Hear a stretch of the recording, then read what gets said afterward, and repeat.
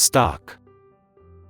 Imagine you have a big cake and you decide to sell pieces of it to your friends. Each piece represents a part of the cake, just like a stock represents a part of a company. When you own a stock, you own a small piece of that company. If the company does well and earns a lot of money, your piece of the cake might become more valuable. You might be able to sell it to someone else for more money than you paid for it. So, owning stocks is a way to potentially make money if the companies you've invested in do well. Bond. Think of a bond like a loan you give to your school so they can build a new playground. In return for your money, the school promises to pay you back after a certain number of years with a little extra as a thank you. This extra is called interest. Bonds are considered safer than stocks because you know exactly how much money you're going to get back if you hold the bond until its due date, unless the borrower has trouble paying it back. Click subscribe to this channel to get more topics you love.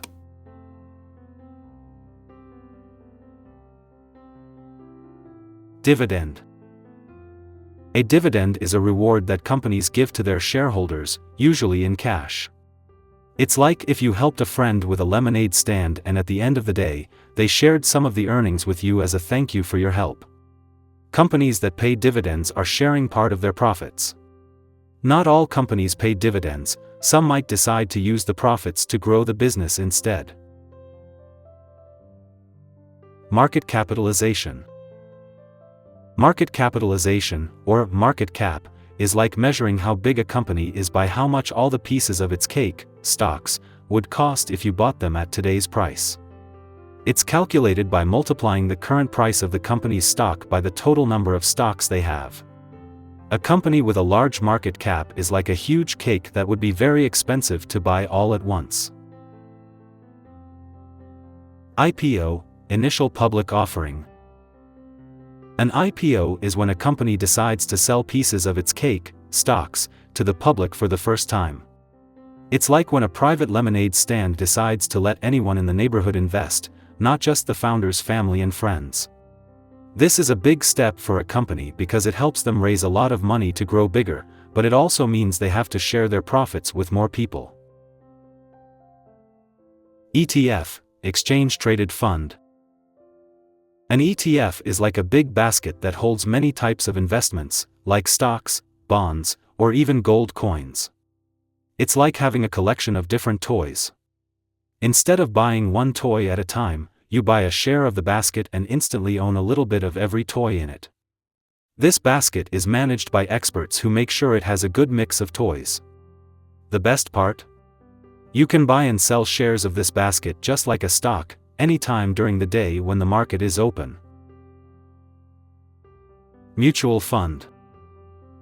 A mutual fund is similar to an ETF because it's also like a big basket of different investments. However, unlike an ETF, you can only buy or sell your shares at the end of the day after the fund's value is calculated. Think of it as a club where everyone pools their money to buy a variety of things like stocks or bonds. A manager decides what to buy or sell, aiming to make the club's collection as valuable as possible. Index. An index is a way to measure how well a specific part of the stock market is doing. It's like a scoreboard at a sports game that shows the score of a group of teams, not just one. For example, the S&P 500 is an index that shows how 500 big companies in the US are performing overall. Watching an index helps people get an idea of how well the market is doing without having to look at every single stock. Bull market. A bull market is when the prices of stocks in the market are rising and are expected to continue rising. It's like when a balloon goes up into the air, everything feels uplifting and positive. People are optimistic and think that they can make money by buying stocks. It's called a bull market because bulls charge forward, which is a good way to remember that the market is moving up. Bear market. A bear market is just the opposite of a bull market. It's like a balloon losing air and sinking down. This happens when stock prices are falling and are expected to keep falling. In a bear market, people are worried and might sell their stocks because they think the prices will go lower. It's called a bear market because bears hibernate, pulling back and going down, which is a way to remember that the market is moving down. Volatility. Volatility refers to how much the prices of stocks or other investments go up and down over a short period. Imagine you're on a roller coaster. The higher and faster the ups and downs, the more volatile the ride is.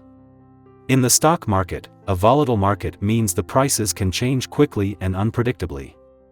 This can be exciting but also scary because it's harder to guess what will happen next. Liquidity. Liquidity is about how easy it is to buy or sell something in the market without affecting its price too much. Think of it like selling lemonade on a hot day. If you have lots of thirsty people, buyers, you can sell your lemonade easily without lowering the price. Highly liquid markets have lots of buyers and sellers, so transactions can happen quickly and easily. Portfolio. A portfolio is a collection of all the investments that someone owns, like stocks, bonds, ETFs, and more. Think of it as your backpack filled with different school supplies for various subjects. In investment terms, having a diverse portfolio, many different types of investments, is like having the right tools for any school project. It helps you be prepared for different situations. Asset allocation.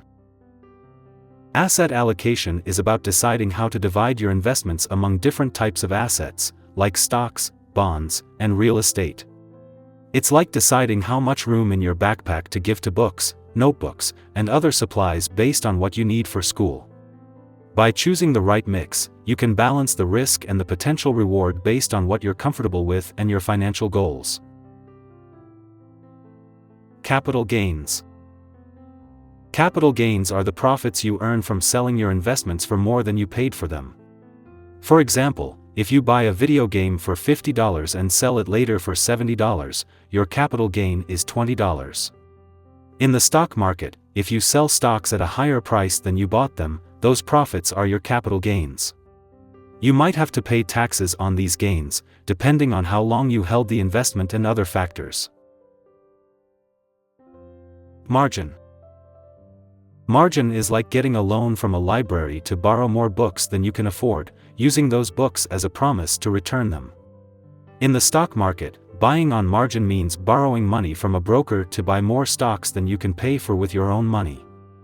The stocks you buy act as collateral for the loan. This can increase your profits if the stock prices go up, but it can also increase your losses if prices go down, because you'll still need to pay back the loan. Broker. A broker is like a middleman or an agent who helps you buy or sell things like stocks or bonds. You tell the broker what you want to buy or sell, and they handle the transaction for you. They charge a fee or commission for this service. Brokers can be individuals or companies specialized in these types of transactions. Day trading. Day trading is like buying and selling your toys on the same day. Traders buy stocks or other securities and sell them again before the market closes on the same day. They make money by taking advantage of very small price changes throughout the day. It requires close attention to the markets and is riskier than investing over a longer period. Futures. Futures are like making a deal with a friend to buy or sell something at a future date for a price you agree on today. These are legal contracts and are used for items like agricultural products, minerals, or even financial instruments. Both buyers and sellers use futures to lock in prices to protect against prices going too high or too low. Liquidity. Liquidity is about how quickly and easily you can turn an investment into cash without affecting its price much. Imagine trying to sell a popular video game versus a rare collectible card. The video game sells faster and easier without needing to lower the price, which makes it more liquid than the collectible card. P/E ratio, price-to-earnings ratio. The P/E ratio is like comparing the price of a toy to how much joy or use it gives you. In the stock market, it compares the price of a company's stock to how much money the company makes, earnings. A higher P/E ratio might mean the stock is expensive compared to the earnings, and a lower P/E might mean it's cheaper. Blue chip stocks.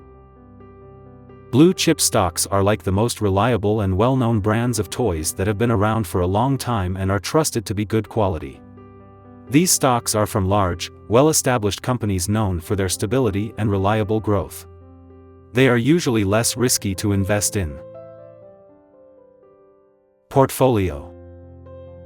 We've already covered this, but to reiterate, a portfolio is your collection of investments, like a diverse toy box filled with different types of toys, aiming to balance fun and risk. Market order. A market order is telling a shop to give you a toy at whatever price it is currently selling for. You agree to buy or sell a stock immediately at the best available current price. Limit order. A limit order is like going to a store and saying you will buy a toy only if it costs $10 or less. You set a specific price at which you're willing to buy or sell a stock, and the order will only execute if the price meets your condition.